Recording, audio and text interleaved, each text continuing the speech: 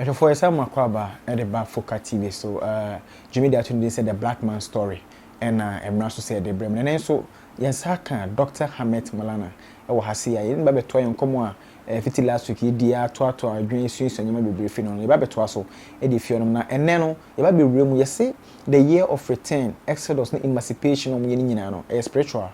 You might be how spiritual it is. Intino, you better catch it, no, it's me. Akosua de yi pa na me dey Franco ko je se ma beti ma frame foka Dr. Jackson name me MCR esanso me DOP.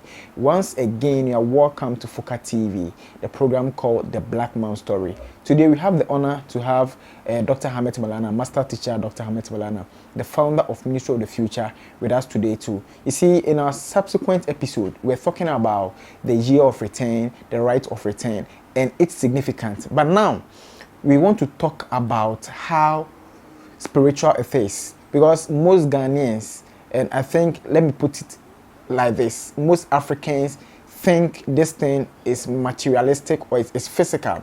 So we just want to go to him and learn more about how spiritual or how impactful this thing is going to have on the continent spiritually. So don't go anywhere. We are coming.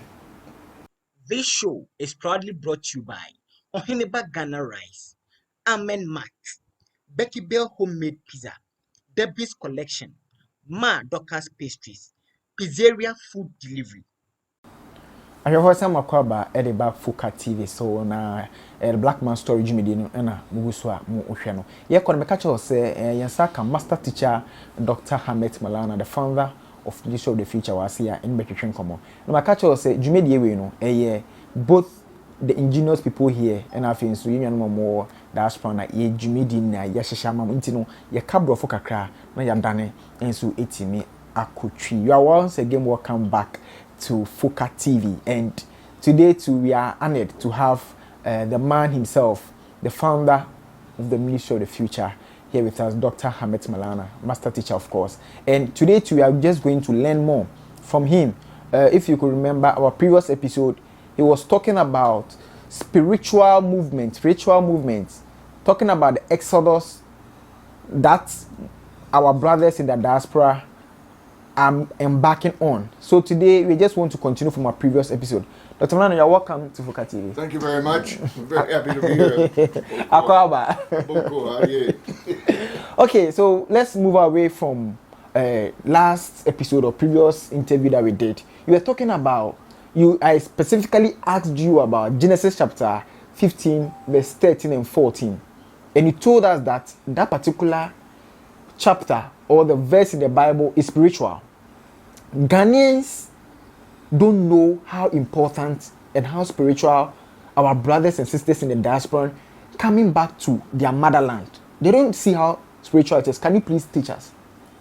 Well, I'll try my best to open up the subject matter on that, okay, and put it in perspective. First of all, I think the world knows that we as African people, starting right here on the continent, African people all over the world, we are spiritual people. That has to be made clear. Yeah. We are spiritual people, spiritual beings. Okay. But with the situation of the Africans of the diaspora, descendants of the transatlantic slave trade, there's been a sacrifice. And we know that when there's a sacrifice, there's supposed to be givings that are going to come out of that. Something very, very enormous. And redemption will come from the sacrifice. So in this case here, the Africans of the diaspora, descendants of the transatlantic slave trade, went down into slavery, were kidnapped against their will, taken to a foreign land, just like we had quoted previously in the biblical story. Genesis chapter 15, verses 13 and 14. Taken to a foreign land, 6,000 miles away from here, scattered in the winds throughout the Americas, in the Caribbean, South America, Central America, Caribbean islands, or what they call today United States of America, Canada. And so as a result of that, there was a 400-year absence of them from the continent. And were being persecuted in captivity. And so this, in essence, has brought about in the people themselves a spiritual consciousness of who they are and what their mission is. Now, let me explain what I'm saying. Okay. What I am saying is this, that on the day one, right at the outset of the advent of the transatlantic slave trade, when our people were forced onto these boats, and it would take anywhere from 3, maybe 6 months sometime to cross through the Middle Passage. And we know it was nothing but a ocean cemetery. Is what it was. But our people began to call names for the Creator in our mother tongue. In Tree, maybe Yakopong, Nyame, you know what I mean? Help us. And it didn't save them. I mean, in other words, and so the voyage continued. And when our people were disembarked into the cotton fields of Mississippi, Georgia, Alabama, in the sugarcane fields of Cuba, Jamaica, worked like a donkey 24/7. You had to sun up to sundown. Our people called for the Creator to come.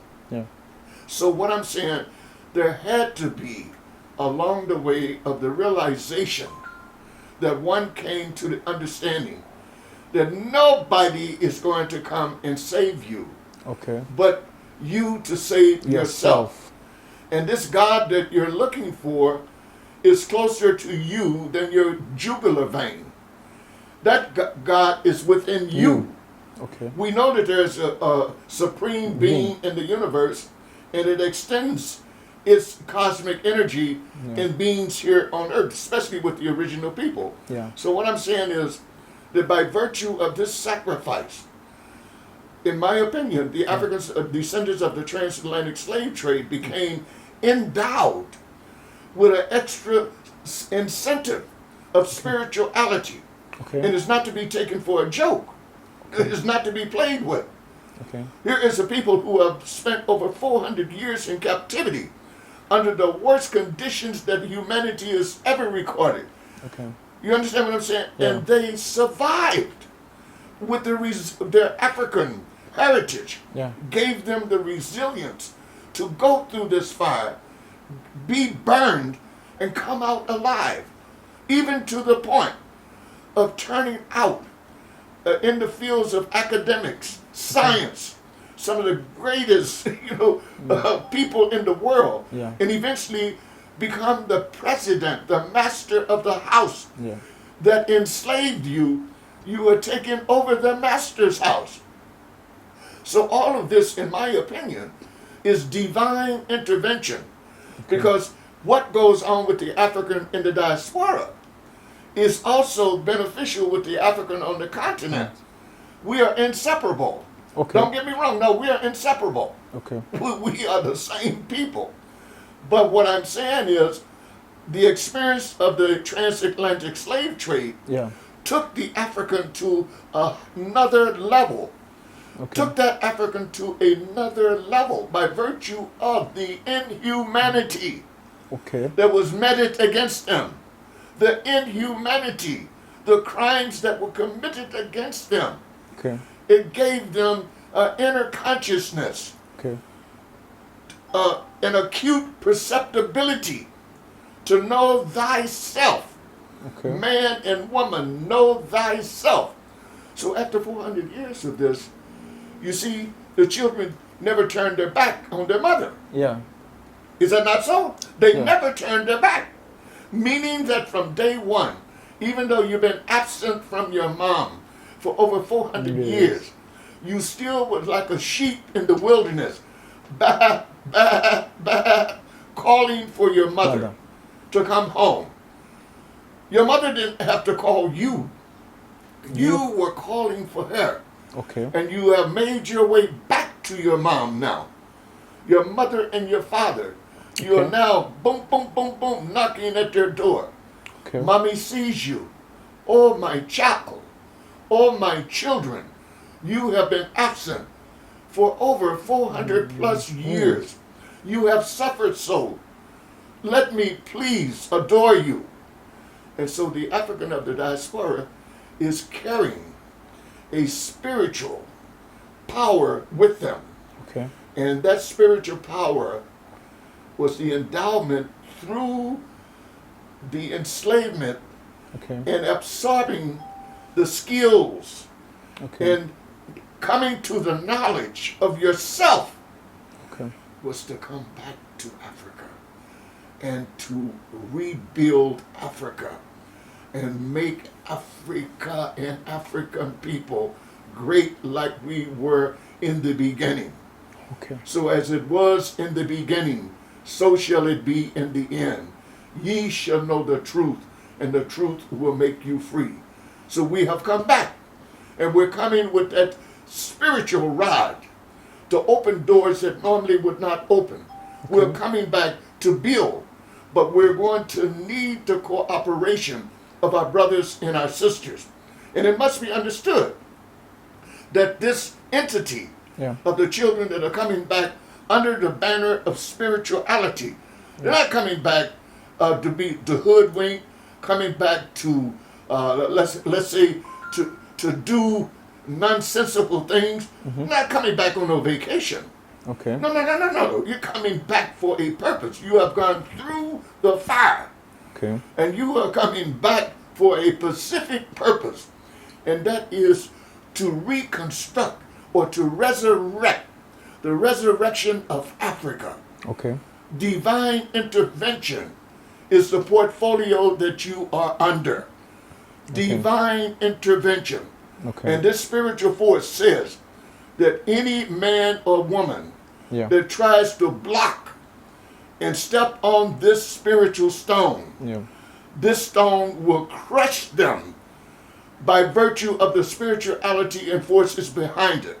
So they're not to be played with, is what I'm trying to tell you. And I'm not saying that just to be frivolously using words. I'm saying it because we know it is a fact that a people who have gone through so much and a people for hundreds of years survived and did not turn their back on their homeland and their motherland. And did everything in their power to get back to their motherland and to come back to their motherland, to resurrect this motherland and put it on the right path, and to get rid of all of these charlatans, to get rid of all of these corrupt people, to get rid of all these greedy bastards.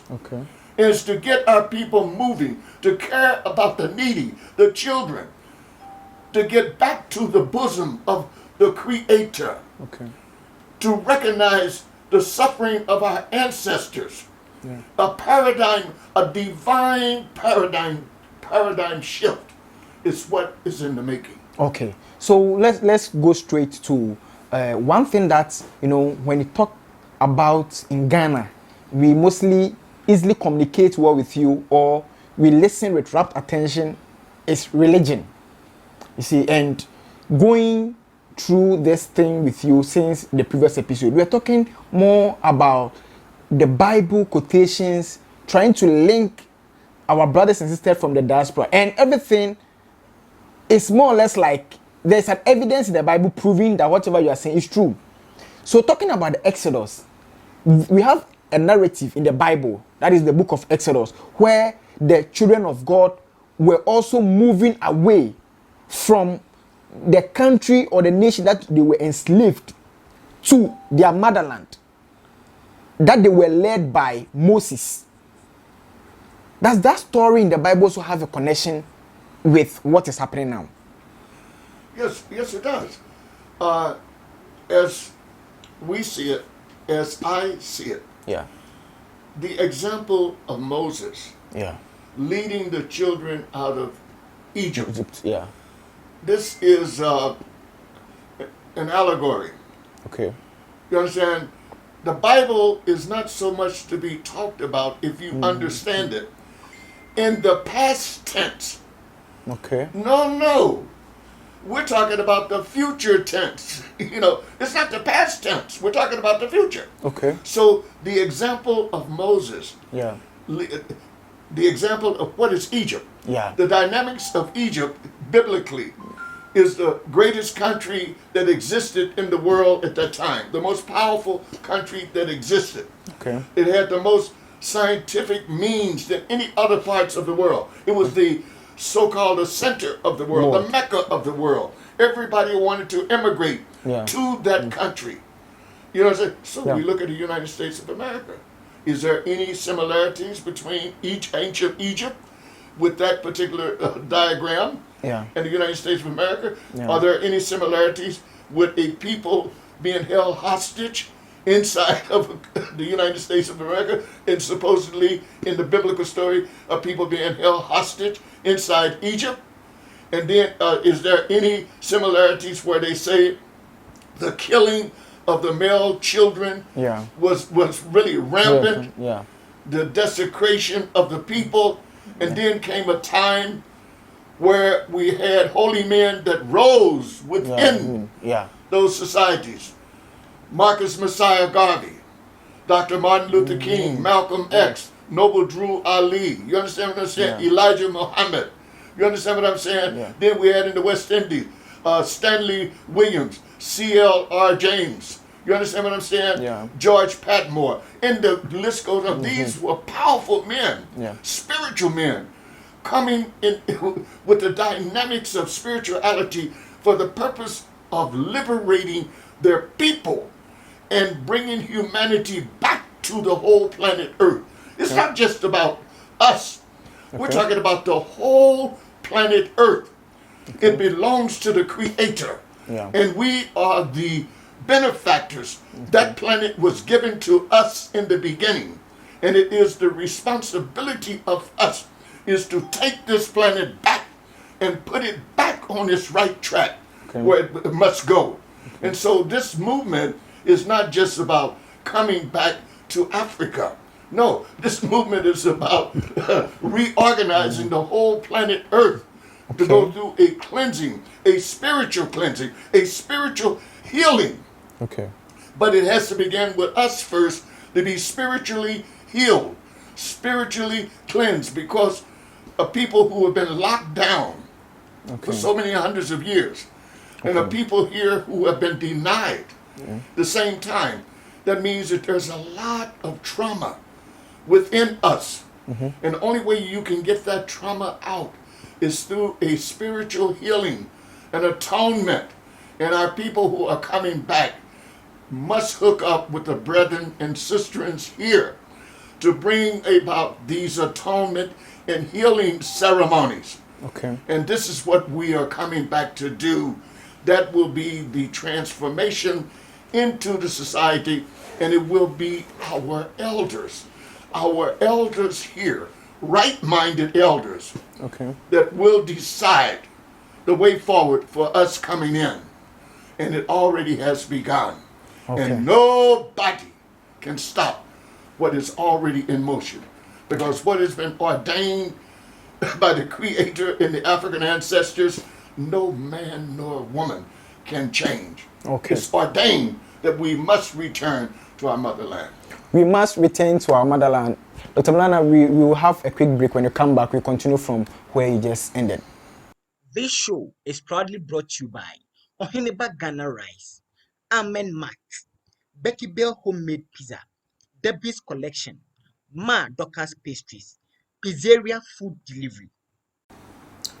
And for some makwaba at the Africa TV, so na in common and iguso twetwenene ye ramu we can say the biblical aspect of a exodus and emancipation a course from 2019 up to now no na onipa ne twetwen komo no onye very religious or ye researcher and a scientist, but ye gina dwenhwe because everything that all can in an a Bible no it no ye ko na akosuan de area found. Let's move away straight to Dr. Maulana. He was talking more about how spiritual and how significant this whole Exodus is.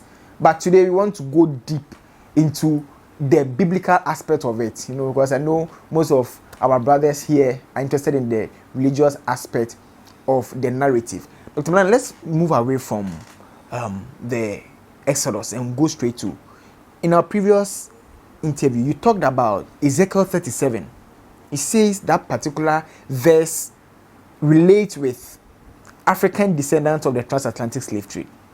How does Ezekiel 37, the quotation talking about the dry bones, has a relation with the African descendants of the transatlantic slave trade?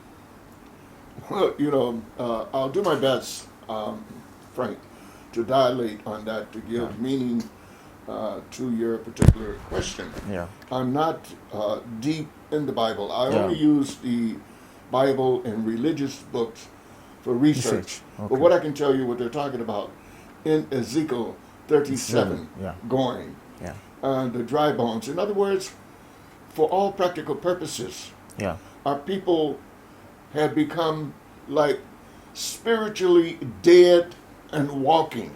Okay. And one has to understand, this was the primary vested interest of the Europeans, the Aryan whites, that came down to ravage and pillage Africa. It was to take our people as beasts of burden and to take our memory banks, erase all of the knowledge that we had, because they know it only takes about less than a generation to make that shift in a people. Okay. And so their intent was to make us a beast, to destroy our intelligence, to make us a beast of burden in the fields. Okay. So I say in Ezekiel, talking about the dry bones. Yeah. These dry bones became living bones, exuberant bones, rising from the dead spiritually. Okay. You understand what I'm saying? Yeah. That it has shocked the hell out of the founding fathers of America. Okay. The power structure in the United States has been shocked to know that the mission was not accomplished. The same thing with Britain, the Queen. They are shocked. They did not accomplish their mission. The same thing with the Western European powers. They are shocked. And it's like now the chickens are coming home to roost. They are shocked over the power. And you only can give glory to God Almighty and African ancestors.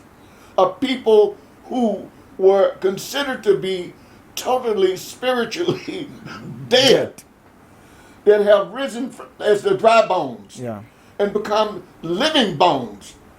You understand what I'm saying? Yeah. Resurrected from the dead, now standing perpendicular with resilience, with a mission, with direction on what we are after.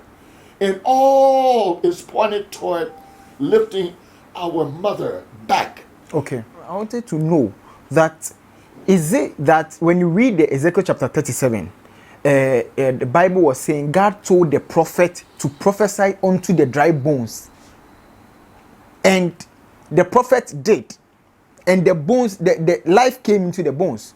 So I'm just asking, is it that the teachings and the education that most of our forefathers in the diaspora started, that is Marcus Muzagavi, Malcolm S., Most Honorable Elijah Muhammad, and the rest, the teaching that they were doing, is that what waked our brothers and sisters up, or what's the relation?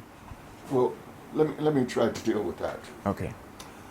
You see, dealing with the original man and original woman, which is the African race, in the beginning, we have a genetic memory bank. Okay. And in our genetic memory bank is data over billions of years that is stored in that memory bank. You understand me? Yeah. Now, the memory bank can be closed. You can close it. If somebody captures you, cut you off from communications, cut you off from education, cut you off from accessing anything that's going to keep your intellect going, pretty soon the memory bank will close. And then they can restructure it to try and take your memory bank with different data, just like a computer, in a different direction. But what they have not been able to do was to totally erase the original man's genetic memory bank. So our memory bank has been on hold under these pressures. And so the threat to the evil forces, in this case, that kidnapped us, they didn't want anyone to come with any keys to open up that genetic memory bank. Now, what I'm using that really as a metaphor. The keys are the teachings. They don't want a teacher to come around you and say, hey, you are a king. You are not a slave in no field. You come from, you are children, divine children of God Almighty. You're kings and queens. Then begin to teach. And then the brain begin to activate. It starts activating. The genetic memory bank now is beginning to come alive. And it's grabbing these things, grabbing them. And so the memory bank can be opened. And people like Marcus Messiah Garvey, they were only messengers. Messengers with these keys to open up the genetic memory bank. We were the source. We were the source. They just came with the message, which is the key. Click. And open up the memory and say, black man, black woman, you mighty people, get up. Elijah Muhammad said, black man, black woman, the first human beings that God Almighty created. This was said hundreds of years ago by black people. But we could not exercise the genetic memory bank because of the physical brutality that was holding us down. But little by little by little, these messages were getting through. And then there was a threshold of time. Somewhere probably, in this case here, we look in the early 1900s, let's say the late 1900s. W.E.B. Du Bois played a major role in this. Let's not forget him. He had his shortcomings. But let's give him a plus for some of the things that he did to wake us up. The souls of black folks. You understand what I'm saying? Then you had now coming Booker T. Washington. Up from slavery. Booker T. Washington, most people don't even know it. Booker T. Washington was the mentor for Marcus Messiah Garvey. That's true. It's a fact. That's true. It was Booker T. Washington that woke up Marcus Messiah Garvey. It was Marcus Messiah Garvey's trip to the USA in the 1919 or 1920, whenever it was, he arrived to New York. It was going on the invitation to see Booker T. Washington. But unfortunately, Booker T. Washington had an untimely death while Marcus Messiah Garvey was in transit coming. So you have to give credit to, and of course, come Marcus Messiah Garvey. He came with the UNIA. You know what I mean? And it was, and his thoughts and philosophy was powerful. Then you had Noble Drew Ali of the Black Moors, the Moorish Society. Then you had, of course, Elijah Muhammad that came, and he was an outgrowth, I hear, of juniors of Marcus Messiah Garvey. Then you had Malcolm X, Martin Luther King. Then you had Stokely Carmichael, Kwame Ture. I mean, all the Black Panthers. You know what I mean? Scholars coming left and right. And then we get into an age, and we must give credit here to people like the late Dr. Sheikh Anta Diop. In Wolof, it's called Diop, but in English, it's Diop, a Senegalese. A Senegalese Egyptologist and physicist that broke the racist code of Egyptology through a UNESCO conference in 1974 and proved that ancient Egyptians were blacks through the melanin content analysis that he did. Now, Sheikh Anta Diop was the pivotal of what we call Afrocentricity, African-centered thought of the works of Dr. Diop. So to answer your question about the dry bones, these were the keys, as you call prophecies, that came and opened up our genetic memory bank. And now the genetic memory bank is open. It's open wide now. Talking about the dry bones, that was in the 90s. former president, Flight Lieutenant John Rawlings, brought some bones from Jamaica. What was the significance of that bones? Because Ghanaians will think of, we are in a country and the president has used taxpayers' money to transport only bones from another country to our country. We don't see. No, it was deeper than that. Okay. You know, when we talk about the bones, Yeah. we have to go back to Osagyefo, Dr. Kwame Nkrumah. Okay. Nkrumah had actually set the fire for Ghana or the Gold Coast in the world. You understand what I'm saying? Yeah. And so, of course, with his the powers that be in the world, that they knew that he was a heavy messenger. Yeah. And so after his overthrow, the continuity of trying to find and get home, it was still going on. Yeah. Then what happened? Something very great in Ghana. The late F.Y. Sutherland, Dr. Sutherland, she came up with the concept, the global concept of Panafest. Yeah. The Pan-African Festival of Arts and Science, etc., to bring all of the Africans globally together to Ghana, to this particular biannual event. Yeah. That was in 1992. Okay. So therefore, the match, now, you know, the genetic bank, memory bank was wide open. So then what happened was, in 1997, just to fast track it here, the late head of state of Ghana, His Excellency Jerry John Rawlings, his wife Nana Konadu Ajiman Rawlings, the both of them were on a state visit to Trinidad Tobago in the West Indies and Jamaica. They just happened to be there during the period of time, August the 1st, when the colonies, former colonies in the Caribbean, who were independent now, but they were liberated or emancipated by Britain on the 1st of August. And I believe it was about 1834.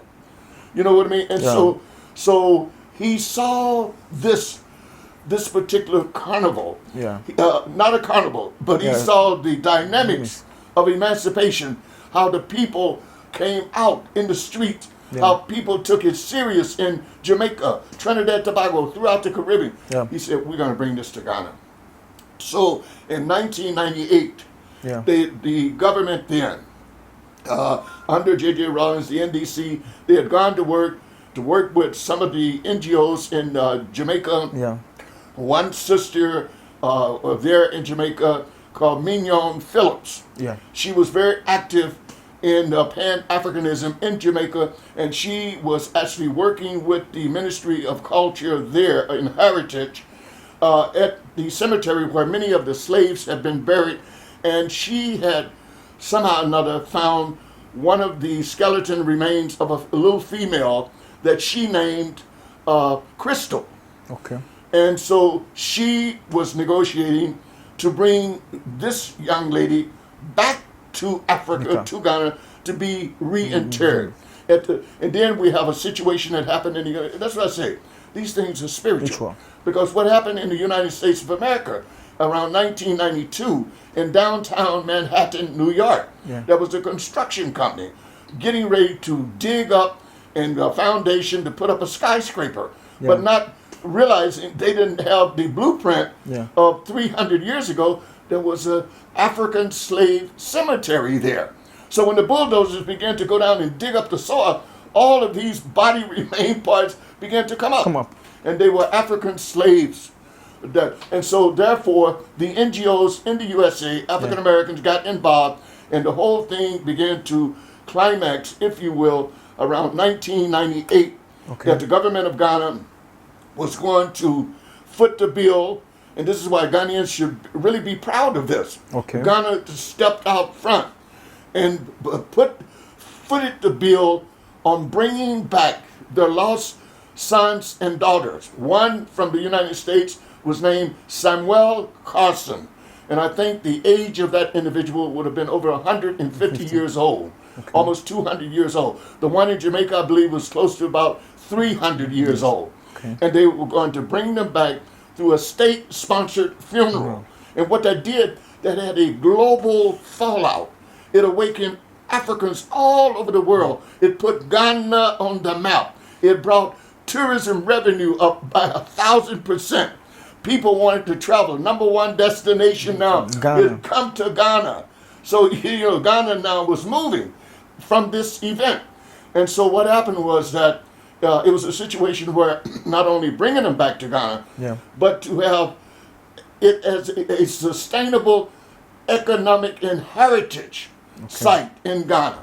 And they were taken to Asin Manso by virtue of the fact that Asin Manso has a river that they call Nsuo Donko, the slave river.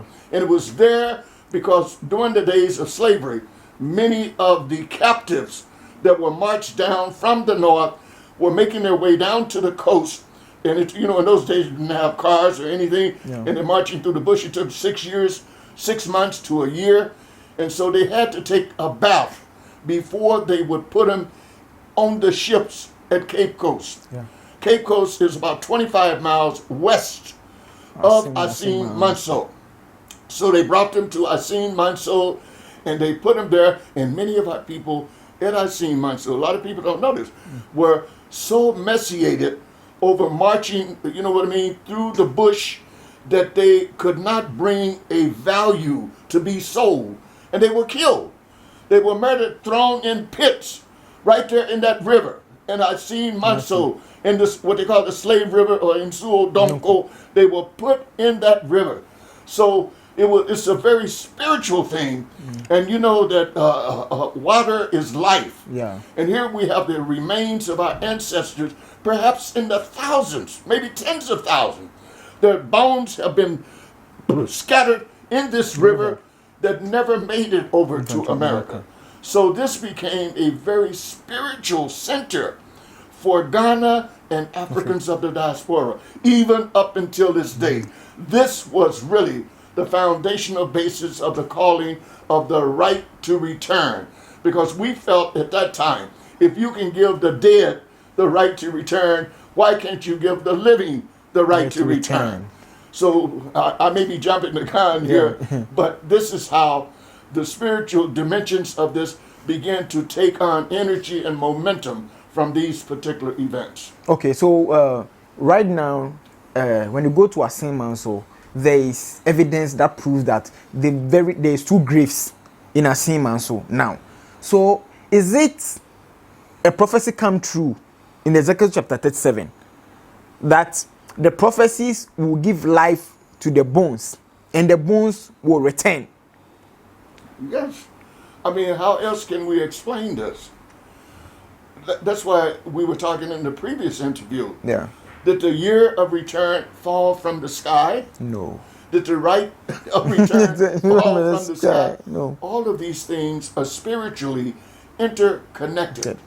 And we must understand, too, that Ghana itself, see, we haven't talked about that. If you don't mind me jumping in. You can talk about Ghana, it. Geophysically, GPS, geographically, what is Ghana? Ghana is in the center of the earth. Ghana is just not an ordinary piece of land. And in fact, it has been noted by those who are into metal technology that Ghana possesses some of the richest minerals than any other territory on the earth for its size, that is endowed with so much richness. So it is a rich land. And so it says in the New Christian Bible, I forget what it is, but it's the New Christian Bible that talks about Exodus 8:22. And it states that God has a kingdom in heaven, as we know, our Father who art in heaven, and also has a kingdom on earth. And God's kingdom on earth is in the midst of the earth. And midst is the old archaic language of English, means the center of the earth. So Ghana has played a major role as a magnet, as like, attracting Africans of the diaspora to become a spiritual healing place. And I seen Manso is a part of that spiritual healing. Ministry of the Future, the NGO that I founded, we wrote the narrative on the return bath. Okay. The spiritual dimensions of that. Okay. Because our ancestors' remains are lying in this river. Our ancestors went to that river to take their last bath. And we know water is life. And so we could feel the spirit of Mami Wata in this water. So we say if we're coming home, let's not talk about no last bath. Forget about the last bath. Let's talk about the return bath. And this is what has come out of this, the return bath. And that brings out this, what you talk about, the dry bones, all of that now has been resurrected from that particular foundational spiritual basis that we have discussed, leading up to Asin Manso, emancipation. You understand what I'm saying? The right to return. Now we're at the year of return. Now government is talking about beyond the return. Yeah. Okay, so Dr. Maulana, our brothers in the diaspora, some are watching, and you know, most people have been awakening. Others too are yet to be. What message do you have for them? The message I have for the ones in the diaspora? The ones in the diaspora. What I have, which I've always said, I've been consistent in this, that the Africans of the diaspora must find their way back to this motherland. And I know it's not easy. Many families just cannot be uprooted. They got their jobs, you know, responsibilities, children, everything. But I think at this day and time, the way the world is moving, is so much uncertainty in the world today, so much danger all around you. And like the killing of our brothers and sisters now at random in America with the support of the state police, that why continue to suffer under that when now the calling has come from the good works that we on the ground here are doing to convince governments here to receive our people back home. So my message to you is you must have a plan B. A plan B in your particular portfolio at home. And you should have it active. So at any moment of emergency, you can go without fear or favor. Without fear nor favor, you can move. And that is to come back to Africa. Okay. Wow. Dr. Maulana, thanks very much for your time.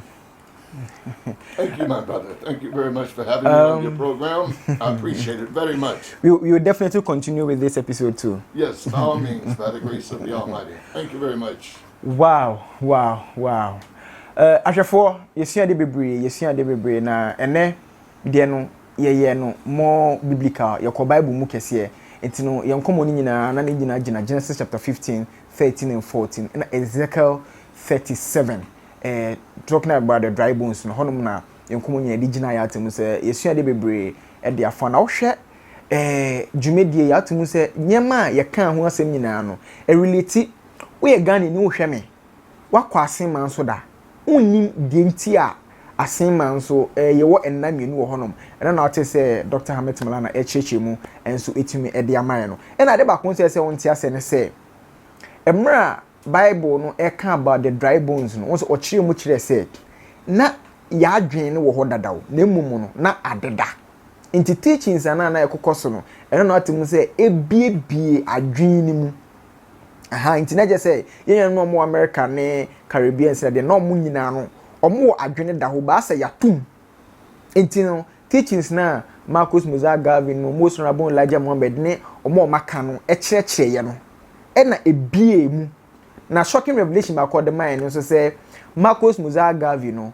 na o take inspirations and say osua nyema edifi Bukati Washington na Bukati Washington no ono oye slave nenen mamen papa na ye slave ansa na ebe abolish slave trade no eti no Bukati Washington no why slave pen ansa na mo abolish slave trade no in the 1834 mo ananka so no so ebetime beden no eti no Marcus Mosiah Garvey efi Jamaica eba ay America no obabe sua de efi Bukati Washington wo but unfortunately no wabeto no uye ansa na obedu America enti no these are some of the things na o chechi mu e dey afa dry bones no ho a ye hwese nyame no the next week no ye se besen aka no osidi ase na ni na twetwe nkomo e dey afa beyond the return na ye ka beyond the return o say what share say the spiritual implications enti no hu se ye nwanom diasporans na e bagana ye njoma wa atu na ye njai aya apo na ye pese ye mbo omo no ana de dwedi na bisi bi fan kosi kwejesi ama betimi afremi foka